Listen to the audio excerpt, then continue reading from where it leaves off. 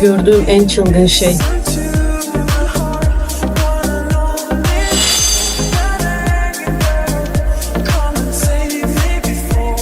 Zırhın gücüyle bu hız.